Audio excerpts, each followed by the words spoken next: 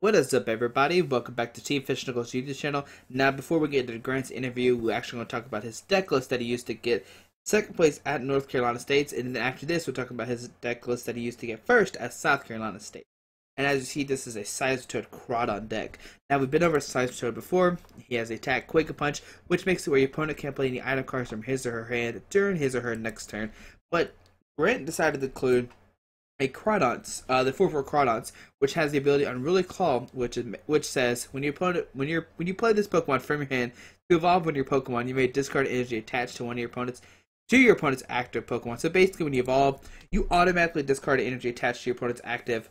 So it's pretty neat. You know, flipping coins, no anything like that. And to kind of reuse this, he plays Super Scoop Ups and he plays AZ to pick cards back up or pick Pokemon back up from the bench or the active spot to kind of reuse them. Now, he does play Crush and Hammer, so that way you can get rid of energies on the bench. He does play the Enhanced Hammer and get rid of special energies. So hopefully you enjoyed this interview, and thanks for watching. Okay, like I just said, we're actually talking about two deck lists in this interview, and this is the second list that Grant used at South Carolina State to actually win. And as you see, it is a Virizion-Genesect, but this time he has Crobat in his deck, and actually... And this is the craziest VG deck I've ever seen. So of course you have Zubat, which has the ability of Free Flight, which just makes it where this Pokemon can retreat if it has no energy attached to it. Golbat, which has the ability Sneaky Bite, which you can put 2 damage counters on one of your opponent's Pokemon, and then you have Crobat, which has Surprise Bite Attack, which you put 3 damage counters on one of your opponent's Pokemon.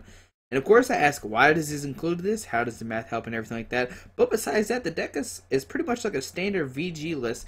Now, as you notice, he doesn't play any energy switch, which, you know, that's how he found a lot of space for. He cut all those out. And besides that, like, it's there's just no techie cards, like no Tool Retriever, there's Zerosic, there's no Trump card. It's just, you know, just a standard VG deck with a Crobat line. But hopefully you enjoyed the interview, and thanks for watching. What is up, everybody? Welcome back to the Team Fish Nichols YouTube channel. Today we're doing another States Question Answer video with Grant. And Grant, where are you from? North Carolina. Okay, and we're going to actually talk about 2 states. So at first, we want to talk about North Carolina states. How'd you end up doing a Swiss? In Swiss, I actually started off 0-1-1, and then I made a comeback for 5-1-1 and got into top 8. Okay, so what were some of the decks that you played against, and did you win or lose?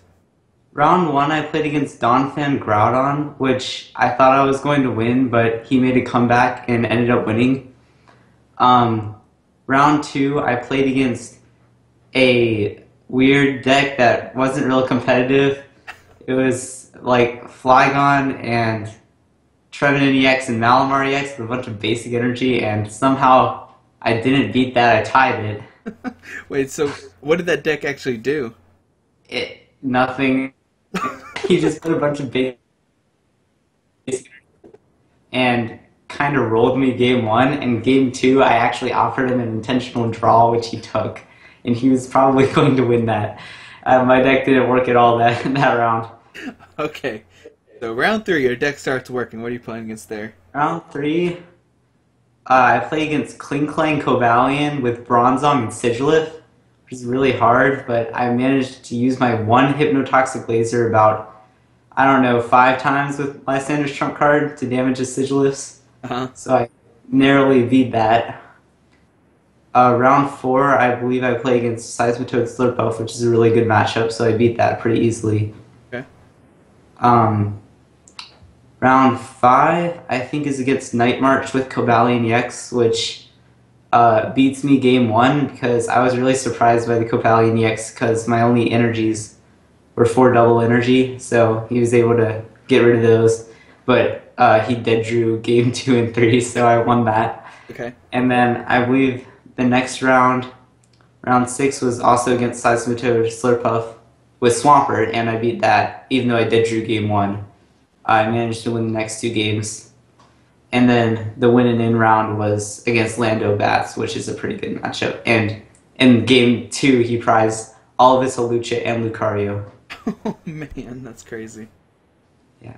Alright, so now you're on the top 8. Are you nervous or anything? Are you excited?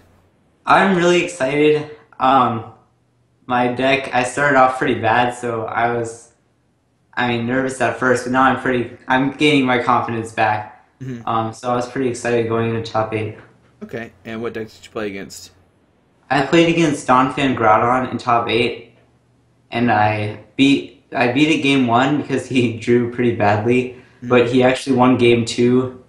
I misplayed by using my last Super Scoop Up on a Crawdaunt when I really didn't need to, and then I ended up needing that Super Scoop Up a little bit later on Seismitoad, so that probably lost me game 2. But game 3, I won. The game sort of went normally, and I got rid of his energies pretty effectively. Okay, so now you're on to top 4. What deck was that? It was against Kyogre, which I thought was a bad matchup, but I ended up 2-0ing it pretty easy by doing 20 a turn with Quaking Punch, thanks to my opponent's Rough Seas. Okay, and Just was able to get rid of his energies. yeah. Now, why was that a good matchup overall, you think? Um, it was pretty good because he didn't have. I mean, I don't know if it was a great matchup, but I was just able to get my Crawdonts and knock off his energies, and Headringers were also a big deal. Okay. So I Headringer his EXs All right. to prevent him from attacking. So now you're in the finals. What deck is that? It's against my friend Henry. I think you interviewed him, but he was playing Virizion-Genesect, which I thought was a decent matchup, but he played really well, and I got 2-0 pretty handily. I flipped a lot of tails, so that might have made an impact. And game 1, I didn't draw very well, so I started off good in both games, but he just was able to power up his grass, and I wasn't able to do much to them. Well, still, So second I place lost is it. very nice. Yeah, second place I was really proud of it with the Crawdaunt deck that no one really believed in. Well, congratulations, sir. Thanks. All right, so I want to talk about the list a little bit before we move on. So, Okay. why did you not play like multiple hypnotoxic lasers and Verbanks? Why did you only play the one laser? Well, I didn't. I wanted to make room. The strategy was to just deny my opponent from energies totally, and lasers were useful for most Toad decks to do more damage. But I figured, well, it doesn't really matter how much damage I'm doing if they can't do any to me without their energies. So I devoted most of my space to just getting rid of their energies with the hope that I wouldn't need extra damage. I decided to just play one just for like Sigilith and Suicune, just so I could at least do something to them and maybe trump card it back, Hmm. which was kind of silly, but it actually helped. And it also helps against Hawlucha and Leafeon to make them easier to KO. Okay. Now you played 4AZ. Was that like overkill or is that like perfect? It seemed overkill, but it worked pretty well because it's really helpful for healing if I need it, and also it's basically It's basically a Team Flare Grunt too if you can use it on Crawdaunt. So it was basically a more versatile Team Flare Grunt in my opinion. Okay. Now you do play 3 Crushing Hammer and 4 Enhanced Hammer. Why did you decide to go with that instead of like 4 Crushing and 3 Enhanced? Um, I kind of cut the fourth Crushing Hammer for like I think a laser maybe. Mhm. I had a 4/4 for maximum disruption, but then I just thought there were a lot of special energies, and that enhanced hammer would be more useful. You could go for Crushing Hammer and still make it work. Okay. So Now, after playing states, would you switch the deck up anything? Like, would you change it out, like change cards or anything? um, you could play 1/1 Electrode because it can be susceptible to late game ends because there's no real stable draw. Mhm. Like I lost my very first game of the tournament because of a N-2, I think, and a comeback made by Primal Groudon. So you could add an Electrode for draw. I think you could take out the laser and maybe the fourth Crawdaunt for a 1/1 Electrode, but that's pretty much it. Okay. Now, on to next week, we're playing against we're in South Carolina States. Now, why did you decide to switch from Seismitoad Crawdaunt to Virizion Crobat? I just sort of thought about Virizion Crobat Genesect. I just sort of thought it would be decent. I usually don't like playing the same deck twice. That's just me. I don't have a great reason for not playing Toad Crawdaunt. It's a pretty solid deck. I guess the Rise Executor sort of saw a rise in play, and that's a bad matchup for Toad Crawdaunt.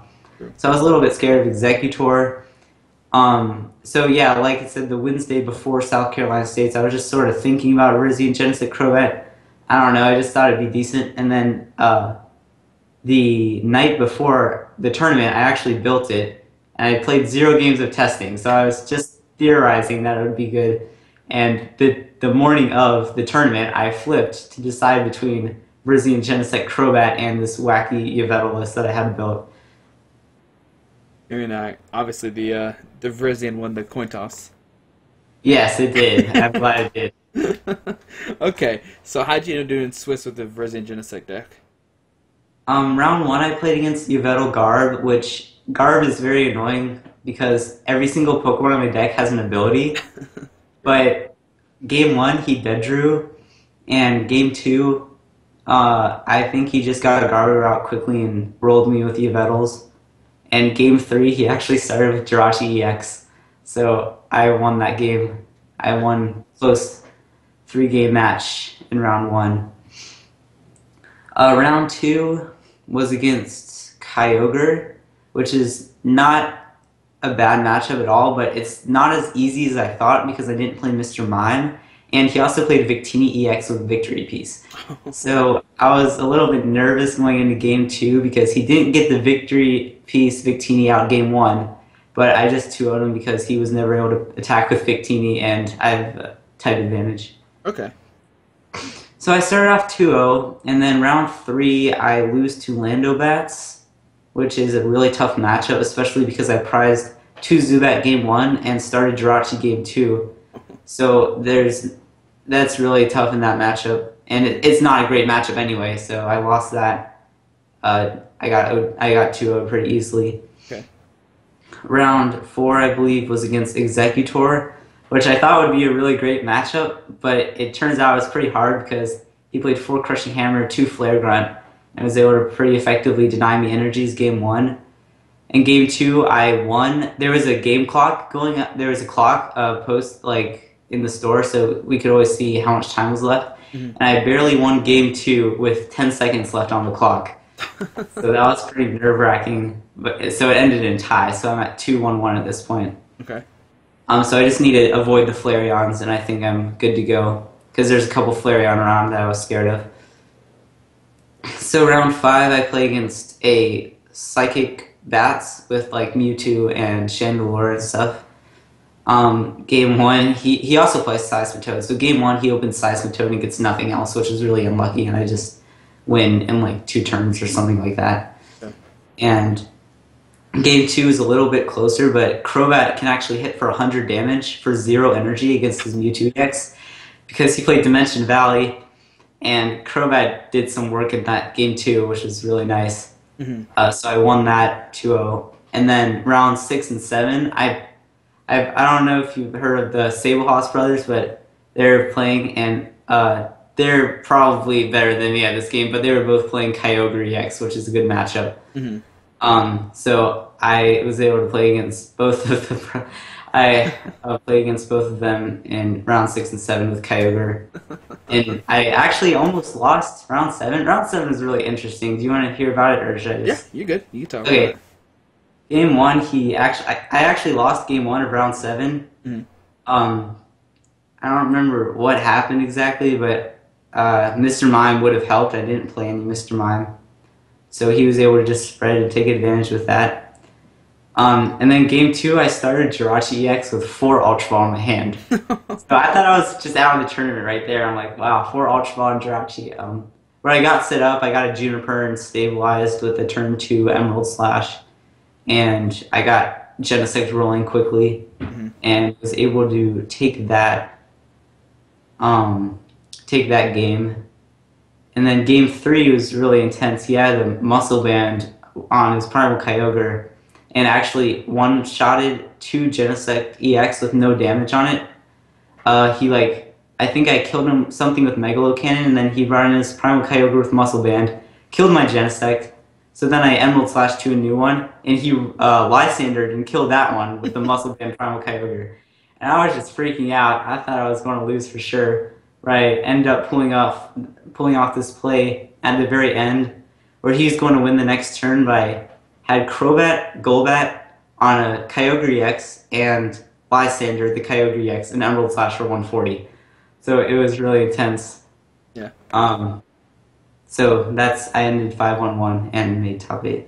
Okay, sweet. So top 8, what are you playing against? In top 8, I was playing against the same Executor deck that I tied. Mm-hmm. So I knew it should be a good matchup, but it was also kind of scary with all the Crushing Hammers and Flare Grunts.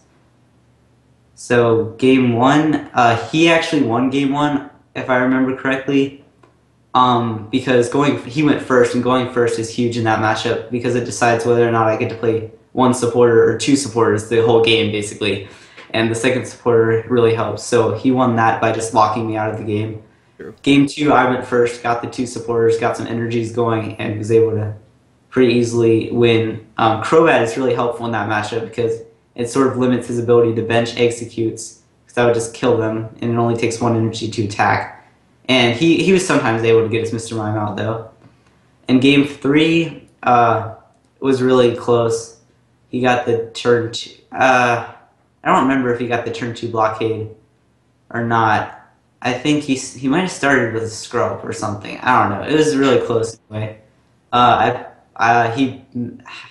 He missed a blockade really late in the game, and that gave me the momentum I needed to pull it out. Okay. So now in the top 4, what are you playing against?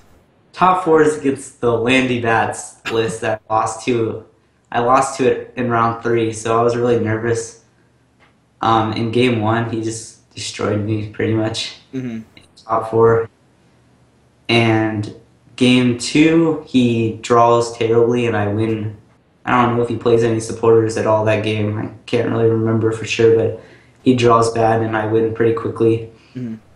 And then game 3, I get set up really well with the turn 2 Emerald Slash to kill his Hawlucha, and get set up, and he doesn't really get much set up, but he draws okay, but I end up winning somehow.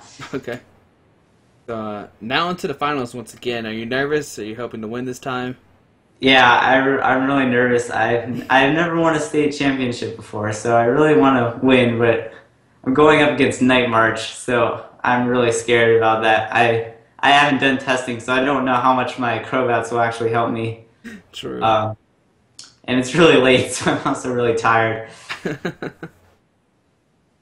So yeah, game 1. I think I actually won game 1. First time in a while that I won game 1. Because it was streamed and recorded, I think. So if you want, the viewers, anyone can just watch it from Team Absolute TCG. Okay. But anyway, game 1, I don't think I get an Emerald Slash off, so he just gets a really explosive start and he gets the turn 2 Night March, I believe, for a lot of damage. And then after that, I think I have a Golbat and a Zubat or something. And I attack with Golbat Swoop Across for 0 energy, 60 damage to his Mew EX, which is pretty cool. The judge had to read it, and I'm like, yep, it does that. It does 60 for 0 energy because it had a muscle band on it. Yeah. So then he could have just Night Marched my Golbat and killed it, and I'd be kind of stuck. But my Genesect did have 2 energy, or I think it had 2 energy or 1 energy at that point. So he opted to Lysander the Genesect and kill it for 2 more prizes to put him down to 2 prizes. With me at, I think, still at 6. Mm-hmm. So that was actually probably a misplay by him, because then I was able to get Crobat out, Surprise Bite, a bench Joltik for the KO, and Skill Dive his Mew EX for the KO. and I ended up just winning from there with 2 Crobats somehow. Yeah, I got 2 Crobats out eventually and sort of cleaned up with Surprise Bites and Skill Dives, because most of his deck has really low HP, so that's true. And just come back. Game 2, I struggled to get my bats out and lose pretty quickly. So that was really intense going into Game 3. It's a weird matchup. Yeah. In Game 3, I actually get an Emerald Slash off this series, so that's pretty exciting. I hadn't Emerald Slash this match yet, so I got to turn 2 Emerald Slash to kill his active Pumpkaboo. Okay. And he gets to turn 1 Archie for Empoleon, which is really scary Yeah. because then he can just diving draw and attack command, which it's hard. It's kind of hard to kill Empoleon with Virizion-Genesect. It's not that hard, but it's annoying. So after I kill his Pumpkaboo, he gets to return KO. I'm pretty sure, and then I have a Genesect loaded and a couple bats out, and I think I just win the prize trade from there. Mm-hmm. At the end, it's really close because I have 1 prize and he has 3, and he needs a lot of things, but he gets the Mew, DCE, and a Night Marcher in the discard. It was a really fast-paced game, so by the time I had 1 prize, he didn't even have enough Night Marchers in his discard. So he got the last one he needed in his discard to KO my active Genesect. Mm-hmm. But I had benched another one the turn before so I could red signal a damaged Pumpkaboo and kill it with Crobat. I'm not sure if I'm explaining this really well at all. No, honestly. you're doing pretty good. So it was really intense. Yeah. So yeah, I won that. He had 1 prize card left. It was a really good match. Well, congratulations on winning, sir. Thanks. All right. So, what kind of math does actually Crobats and Golbats help out with VG? Crobat, it helps a lot against just being able to help in bad matchups. I mean, there's math where you can kill things with Genesect, Muscle Band, Crobat, Golbat, but I didn't end up using that a whole lot. Mm-hmm. It was mainly for like sort of bad matchups like Night March and Donphan, where you because Landobats because Landobats and Donphan usually don't do a whole lot of damage to Crobat, and I can attack the bench and just stack on the damage and win a trade usually. And Night March, their Pokemon have low HP, so Crobat can just use their abilities and snipe attacks to pick off their Pokemon. Okay. So it doesn't really help the math that much to complement the deck. One thing that it helps against Executor too by being able to snipe off little executes, and so that was pretty useful. And one more thing, this is helping with Virizian's math, I guess. On Kyogre EX, it can you can do either 2 Golbats, 2 Crobats, a Golbat, and Crobat, and place some damage on Kyogre EX, and then KO it with a Emerald Slash Muscle Band, which ended up being huge. Okay. So would you cut out anything to like add a Dimension Valley or anything? Because you talked about attacking with like Crobat and Golbats and stuff like that, and it seemed like it was really clutch. Oh, that's a good point. Yeah, Dimension Valley would probably be helpful because it would also be a counter stadium to some annoying stadiums like Fighting Stadium and Rough Seas, I guess. Mm-hmm. It was really helpful when I was able to attack with Golbat and Crobat for free against Night March and Psychic Bats when they played Dimension Valley for me. So you could try it. It's hard to find space because I stuck a large Crobat line into basically a standard Virizion-Genesect list. I didn't even have space for Energy Switch, so I mean, you could try to put in Dimension Valley or 2, but it would help, but it would be hard to fit it in. Now, the one Polish Machine, was that card like clutch a lot, or was it kind of a dead card? It wasn't very helpful, honestly. Uh-huh. I might have used it effectively like once the whole tournament, but it was a last-minute addition. It was a Silver Mirror at first, but I figured I really just lose to Flareon anyway, so True. I don't need the Silver Mirror, and I just put it in the Chorus Machine to see if I maybe turn 2 Megalo Cannon if I needed to, but I don't think I used it to great effect. Okay. Now, would you make any changes to the deck, or do you think the deck's pretty solid? I don't know. I just sort of built it off the top of my head, so I know it's not perfect. Uh-huh. The single chorus wasn't helpful at all. Chorus is pretty standard in every deck now, but I didn't use it. I might have used it like once or twice. Mm-hmm. The deck could probably use a Mr. Mime. It's really helpful against Landobats and Kyogre. True. Kyogre, you should be able to beat Kyogre anyway, but Mr. Mime would really help because there were scary, scary situations against Kyogre where I almost lost a couple times. Yeah. And Mr. Mime would have prevented that. So Mr. Mime would be helpful to include. You could take out a chorus for Mr. Mime. Other than that, I'm not really sure. Okay. Off the top of my head, I don't really know. Yeah. All right. So how many championship points are you at currently? I'm not sure. I've got, I think this season I have maybe around 250 or so. Mm-hmm. And then I have the 300 from Worlds, so I have my invite, so that's pretty nice. Okay. Very nice, sir. Now, are you gonna go to any regionals coming up? I don't think so. If I can get a ride, I might go to Georgia regionals, but none of them are really that close, so I don't plan on going to any. Okay. All right. Well, do you want to give any shout outs to anybody? Yeah, I got quite a few shout outs. First, gotta give a shout out to Big Man Upstairs, God. And of course my mother for bringing me and staying up really late for my finals match in South Carolina. Mm-hmm.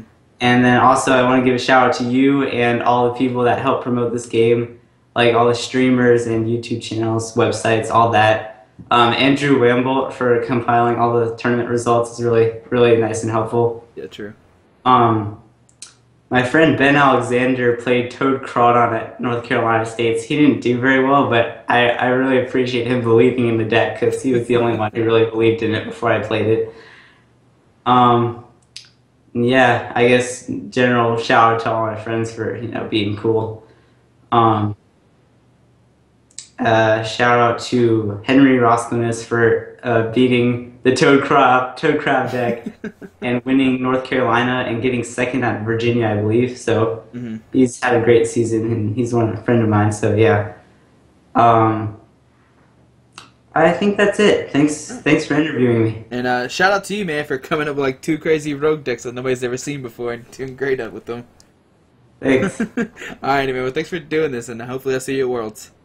Yeah, you too, man. Thanks. Alright, bye. Bye.